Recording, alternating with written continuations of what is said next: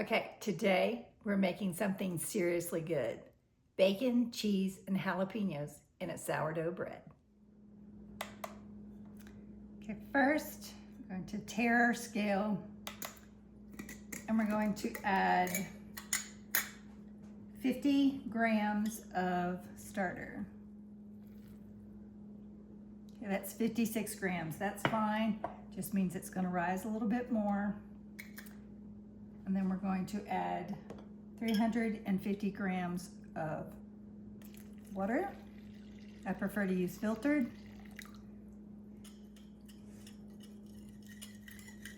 And 12 grams of salt. Okay. And then I add 500 grams of bread flour. It's okay to throw it all in there.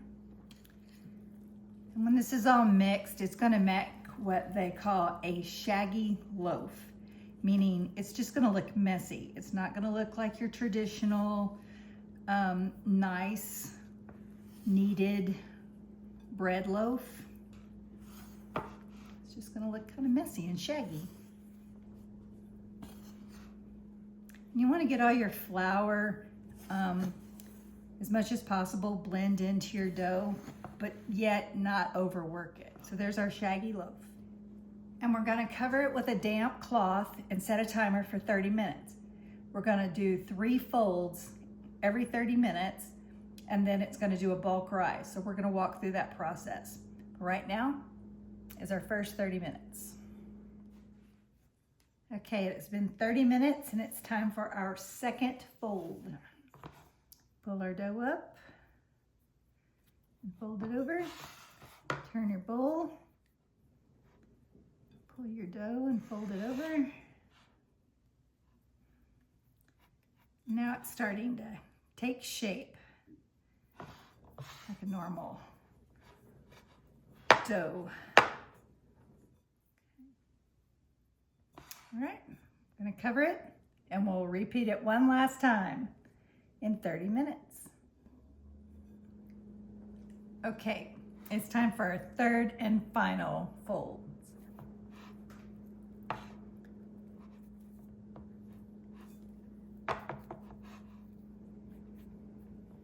So now I'm going to cover it and put it, I keep mine in the oven during the winter with the light on and the oven door cracked. This just helps keep the warmth in there but not get it overly warm. And it's gonna sit about 10 to 12 hours and do its thing. And then we will continue the process in the morning and bake our jalapeno cheese bacon bread.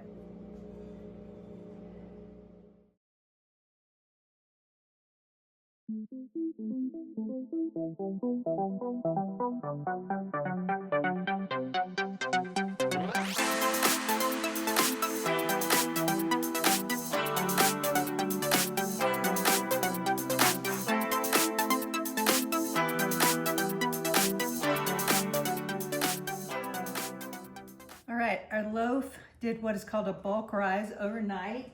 So it's been a little over 12 hours. And we are going to coax our dough out of the bowl. Looking good. I'm gonna get as much of it as possible. Very elastic. Now, key with sourdough is that you don't want to overwork the dough. And so in the morning, after you've made your basic loaf, look at that bubble, you want to do your folds.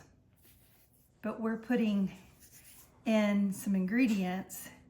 And so I'm going to start adding those ingredients in now on this first fold. And then it's going to rest for 15 or so minutes. And then I will do one last set of folds, add the rest of the ingredients. And then we let it rise before baking. So I'm going to get a hold of it and stretch. Just add some bacon and some cheese and some jalapenos and do your fold, okay? And kind of turn your dough. We're gonna grab some more and kind of stretch. The stretching, it's helpful for your overall sourdough. Gets those air pockets in, and then fold that over. Okay, and then move your dough around. Like we did earlier in the bowl, we just moved our bowl. Move our dough around, stretch it out, put our goodies in there.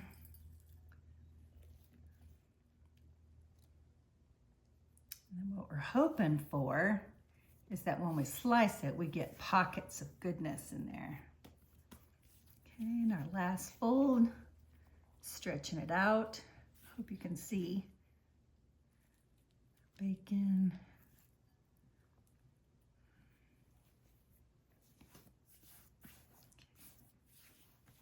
Sticking to my hands.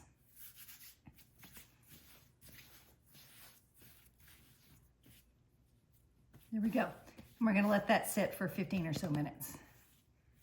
And we'll be back for the next step. All right, it's been 15 or so minutes, and now we're going to do our last fold and our last rise. Put a little flour underneath where it's stickiest. There we go. You don't want to smush it too much. Keep in mind, you know, you've got air pockets in it, but we do need to stretch it out so we can put the last of our goodness in there. So you just want to be gentle.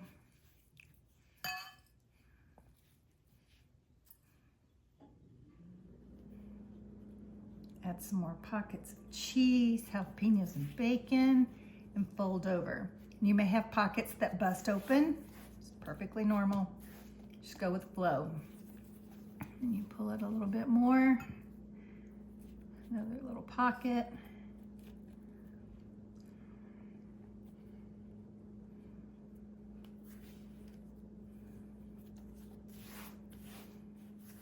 Hoping you can see that.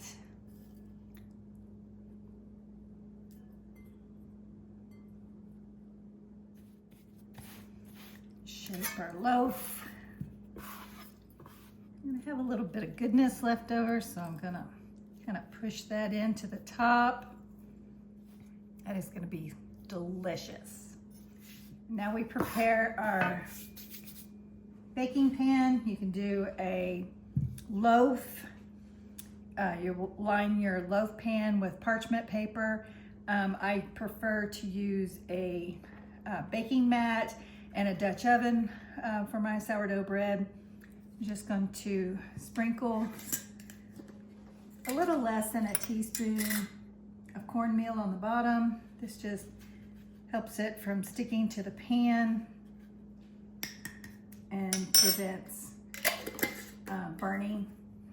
So it looks like that. Let's see if you can see it on the camera.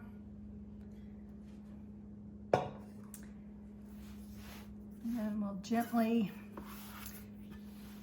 put this in the Dutch oven.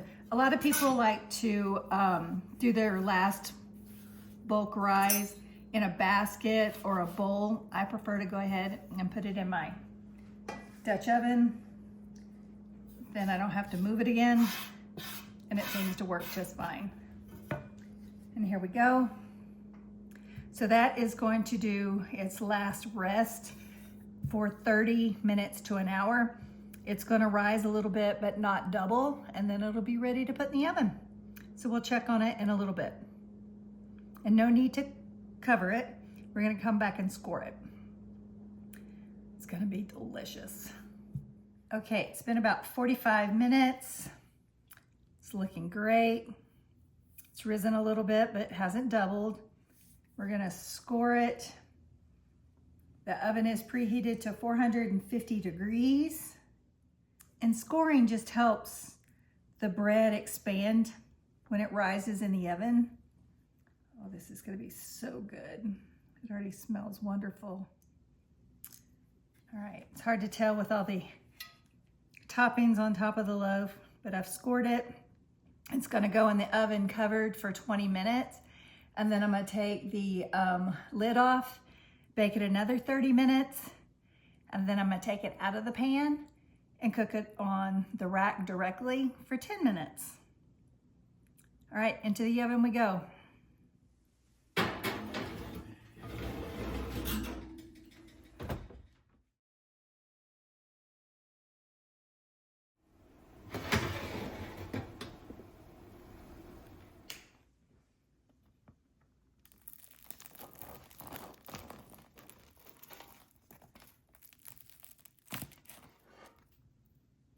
Crispy crust, cheesy, smoky bacon, and the heat and kick of that jalapeno, that one's not lasting long. If you give this recipe a go, would you add more cheese or jalapenos? Drop me a comment below and let me know. And if you like this video, hit subscribe for more like it, and I'll see you on the next one.